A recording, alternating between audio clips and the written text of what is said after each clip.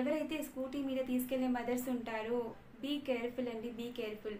తను అక్కడ టిప్పర్ది తప్పు అనాలో లేకపోతే ఇక్కడ మదర్ది తప్పు అనాలో అర్థం కావట్లేదండి. ఒకసారి వీడియో చూపిస్తాను, మీరు క్లియర్గా చూడండి.